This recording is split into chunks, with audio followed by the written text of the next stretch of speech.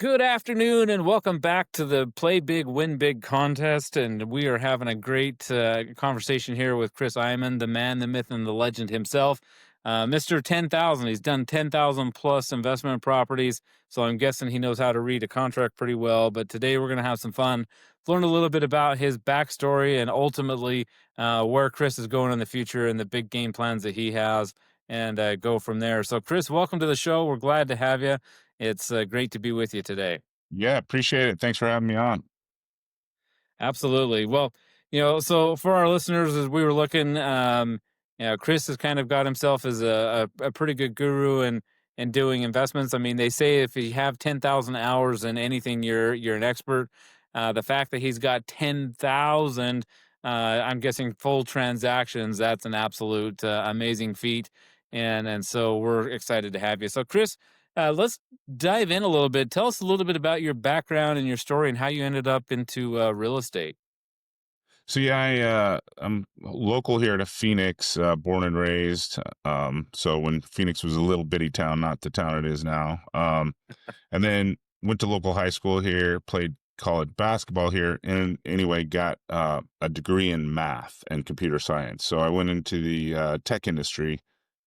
Graduated college 93 ish. And went in the tech industry because obviously that was all exploding.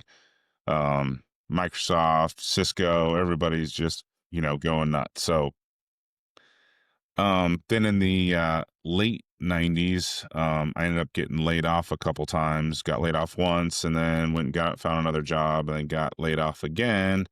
And after the second layoff, I was just like, you know, out, started looking for a job, actually just called the headhunter and said, hey, start sending me what you have. But I was like, well, I got laid off. I don't know like how I don't have a big amount of reserves. So I'm just gonna go ahead and sell the house and I'm gonna save on the commission. So let me go get my real estate license and take the $500 class. So um that was the reason, really just to save money. And then I ended up getting a listing and sold it in, I don't know, probably 4 to 6 weeks, 300 grand, made 9,000 bucks. I was like, oh, that's not bad. And then ended up driving a lady around like 4 to 5 weeks in a row just to have her call me on the weekend that I went on vacation for the weekend and say, hey, I drove by this house, called on the sign, the guy let me in, and you know, I bought the house. I'm like, well, all right, I'm not dealing with buyers anymore because I'm not gonna drive somebody around for 5 6 weekends and have them call me and say, I use somebody else. So I'm like, how do I get listings? And then obviously, if you're part of a team, you just, go to the living room pitch and, why use me as a listing agent and, I'm going to market it here and all this stuff. And I'm just like, I didn't really want to do that either. So like, how do I create my own listings? And then I'm like, hey, why don't you just buy at the foreclosures? I'm like, all right, yeah, let me look into that. So I started buying at the courthouse steps. Um, you know, bought my first house in 99. So I'm fixing and flipping houses. And this is way before YouTube and Instagram and all the stuff, right? And I'm just at happy hours. Like, what do you do for a living? I'm like, buy and sell houses at the trustee sale. And they're like, no one does that. I'm like, well, I do it. And then they're like, how do you get houses? And I'm like, well, I can get you a house. Like, I'll sell you a house. Where you want one? Oh, West Valley. All right. I'll I literally this is before texting and all that, and I'd literally buy a house at the foreclosure sales and start dialing for dollars. And hey, I bought 123 Main Street, and I bought it for 100 grand. I'll sell it to you for 103 grand. I think I was probably wholesaling before wholesaling was even a word. And then that, yeah, now I'm a real estate wholesaler, like early 2000s, just selling houses. There you go. So we have one of the pioneers in house here with Chris doing this. He started out losing his job and, facing some serious adversity from that. Looked at it and said, you know what? I'm going to bet on myself and bet on the house, literally, and moves forward. And now, 10,000 transactions later, that's pretty fantastic. So, we can dive into that in terms of like the foreclosures and things like that. And that's actually kind of I've done a few houses, so I've only done 134. And then I switched over to hotels and kind of got a hankering for that. But Chris, as you look at somebody that's saying, hey, I'm kind of in a similar situation. Is foreclosures the best way to go? What's the best way for them to get started into whether it's fixing and flipping, wholesaling? Let's just call it making money in real estate. What do you feel is like the two or three best things that people can be doing right now to improve their status and their income? Well, obviously, the first is obviously the mindset and taking action, right? You just got to do it. Like you can't keep talking about do it, and you know how you got the YouTubers that watch every YouTube channel and never do anything, right? So obviously that's the first step, and then you kind of just got to pick your path. Like if you're a fix and flipper, you just go buy from your local wholesaler, or you can. I mean, plenty of people buy stuff just off their MLS, just lowball people, especially. I mean, it's a slow market. Just because they have it, maybe it's worth 300 and they have it listed at 250. I mean, they won't take 200. So, Right? or 190 for that matter, if it's been sitting there for a while. But and we wholesale a lot of stuff off MLS. But so that's kind of you know the route for the fix and flipping route. If you wanted to become a wholesaler, and I like wholesaling. Like I don't do much fixing and flipping. I literally get a contract, for 220 on a 300 house. I push it out for 227 the next day. And, I bought a lot of foreclosure sales, obviously with spiking in equity everywhere. There's less foreclosures than there was. Obviously with the financial crisis, there was thousands and thousands and thousands of foreclosures. Um, so now, I pivoted in 2017 and kind of started going direct to seller, whether it's letters, PPC, PPL, all the different, and then just get the house under contract and wholesale it. And you can generally wholesale it on like a Facebook group while you're trying to build your list of buyers that'll buy from you. So, or you can partner with a guy like me. I'm probably one of the top two or three wholesalers in the city of Phoenix. And, I get new guys come around and say, "Hey, Chris, I got this one under contract." And I'm like, "Yeah, I'll just send it out to my list, which is like 11,000 people. And I'll get you a buyer in 24 to 48 hours and we'll assign the contract and off we go." And now you're making money. Now go spend some more money on marketing and find another seller. So, Absolutely. So just to be clear, you and I are talking the language, but for the listeners that haven't, so a foreclosure sale is typically one where you go to the courthouse and the people have, they've already gone through the whole 90 to 120 day plus process, and so you can buy it for pretty much whatever you bid on it. Correct. yep, correct. And a lot of times you'll have banks that'll have reserves or whatever, but you're going to get a pretty serious discount on foreclosures.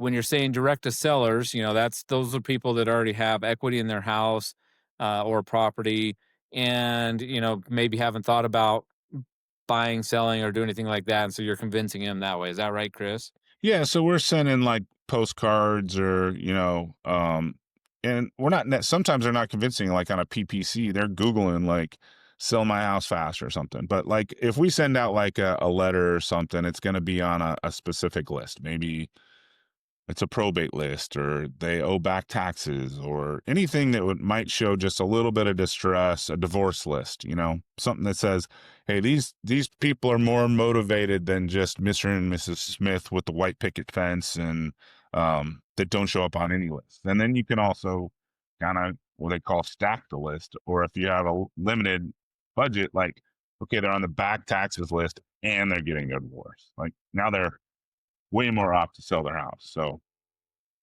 Yeah, they're more motivated to get that up and going. And so wholesaling, again for the listeners on that, because we have a lot that, like I said, there's people that are oil and gas investors with us. There's all sorts of spectrums here with us, Chris. As we look at life, you and I understand the wholesaling. So basically, walk us through a scenario. We get a house for 200,000 under contract, right? We turn around and we sell it for 5, 10, 20,000 more, whatever, is reasonable that the end buyer will do. But how much cash out of pocket does somebody need if they're just going to go through, I shouldn't say just, if they're doing wholesale and, wanting to get going? Because I think there's a myth out there. Do you want to debunk that myth on that, Chris? so like you got two choices. It's either time or money, right? If you don't have a budget for marketing, then you're gonna have to spend your time. Maybe it's door knocking houses or door knocking, people with back that's same list. Um, so or you can surf the MLS and just make, 20 offers. You'll get a house if you make 20 consistent offers. But if you have a marketing budget, you're basically, we look at kind of our KPIs, key performance indicators.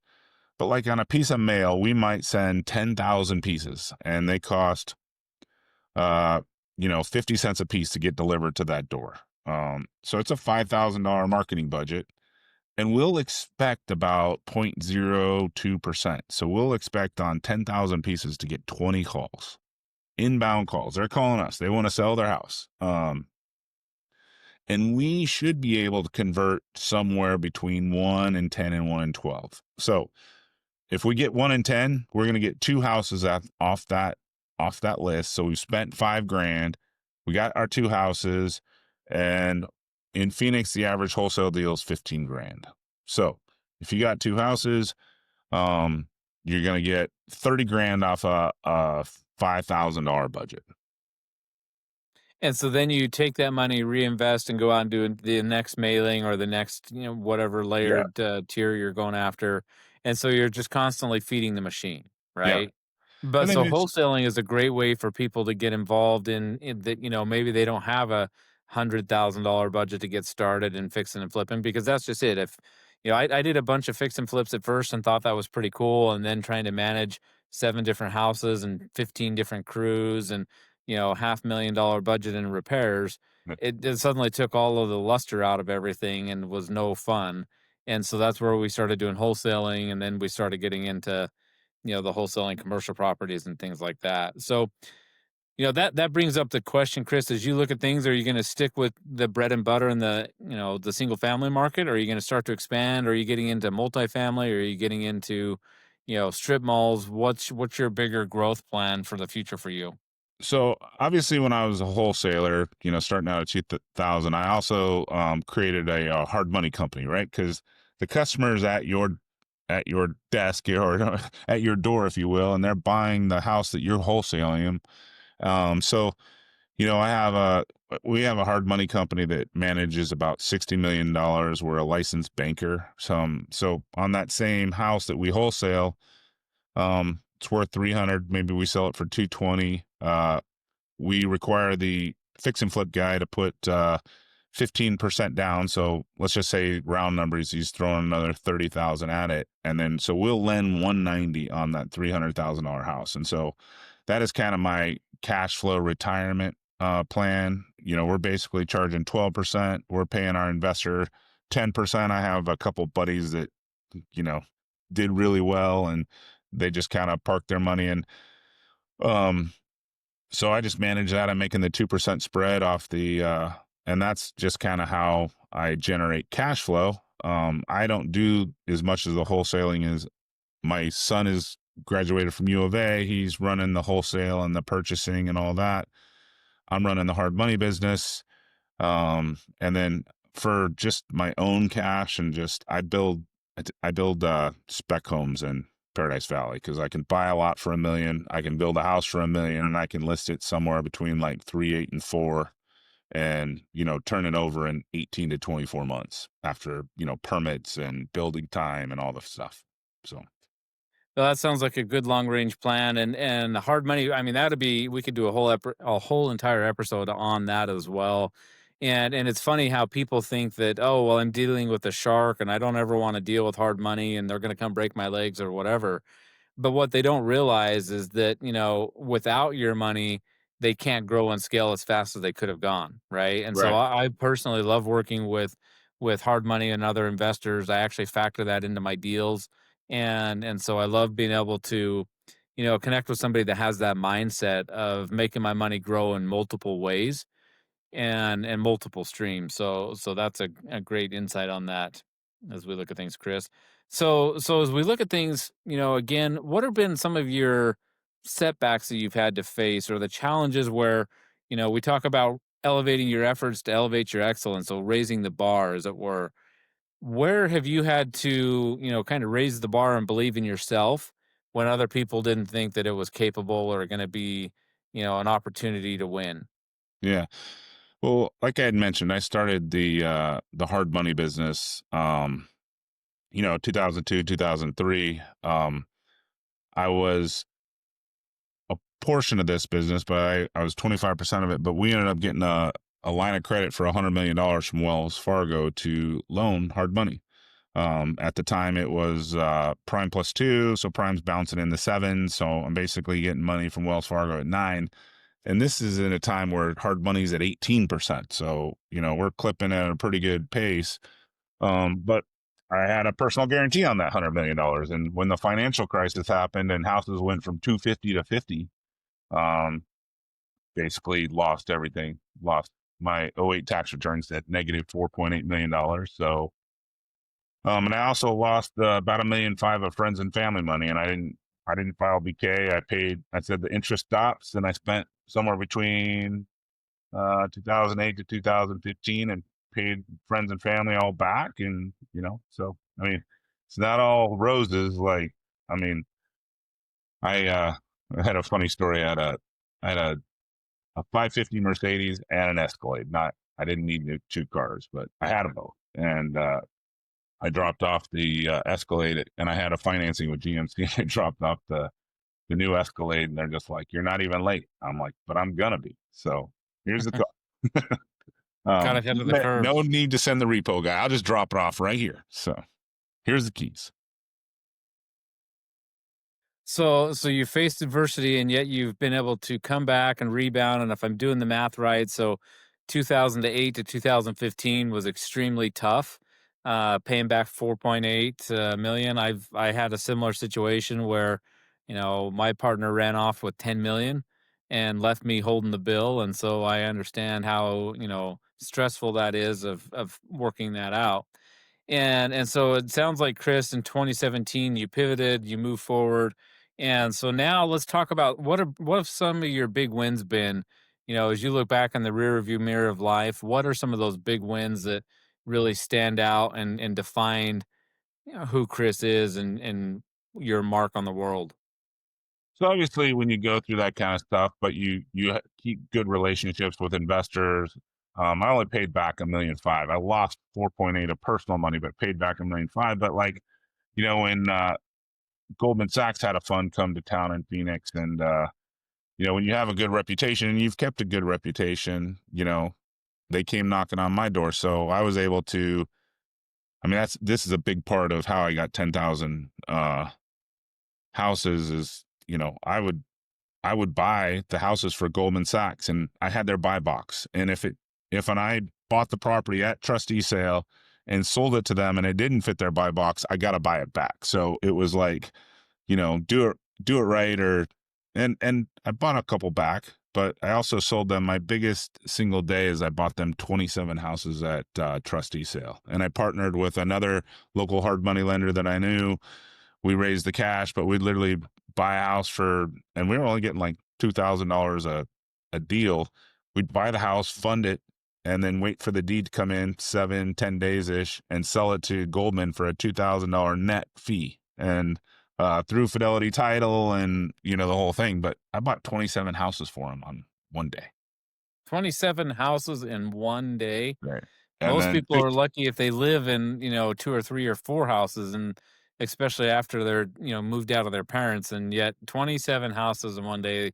I should go find a gold medal here on my desk and put that around your neck, Chris, because that's pretty amazing.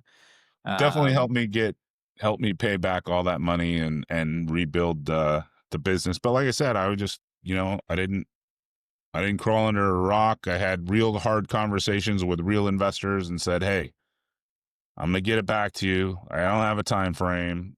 Those are those are not fun and comfortable conversations. So no, but it's admirable that you'll take that conversation because a lot of times people that are facing that will take easier or different routes out, and so the fact that you honored up and said, "Hey, I'm going to play and figure this out." It could be 10 years, but I'll work it out, and you're on my mind. That's a fantastic mindset, Chris.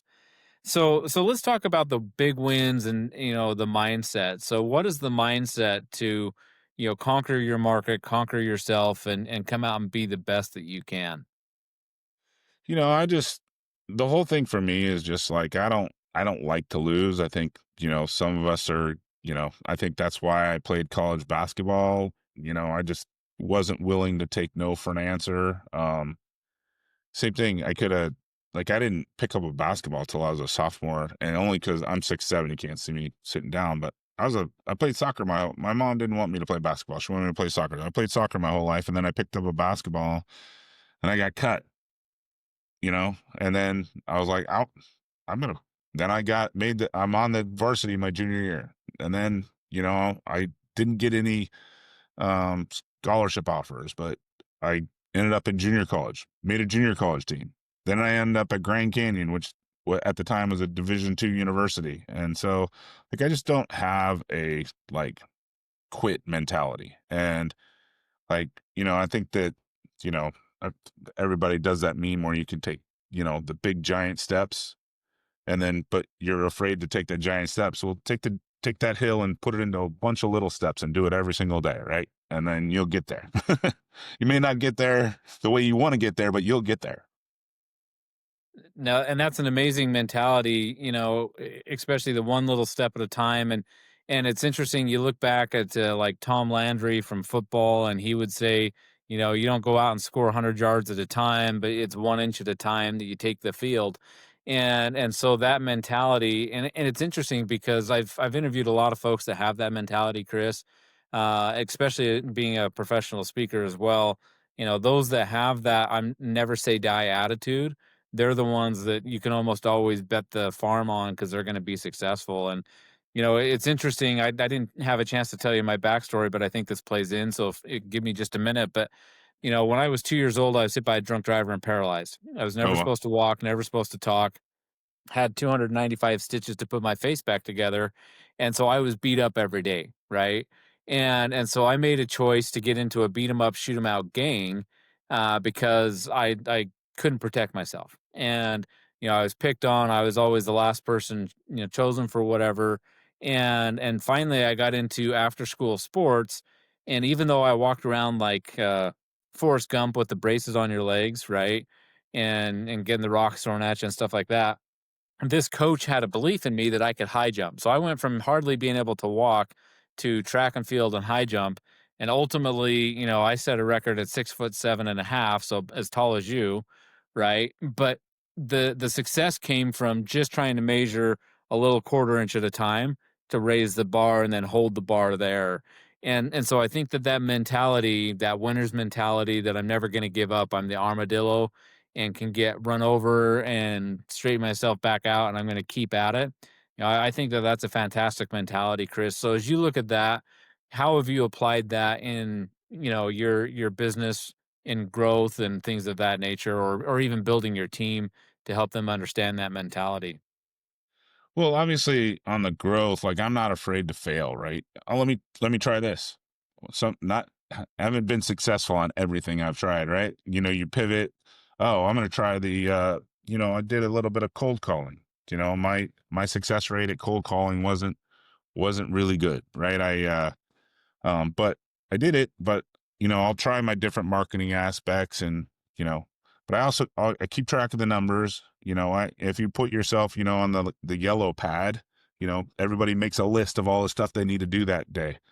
Really try to, put it on that list and see how many I can actually scratch out. How many people actually go to work and do 8 hours worth of work and don't really do anything, right? So Right. but, I really try to focus on like, hey, how many of these can I knock off today?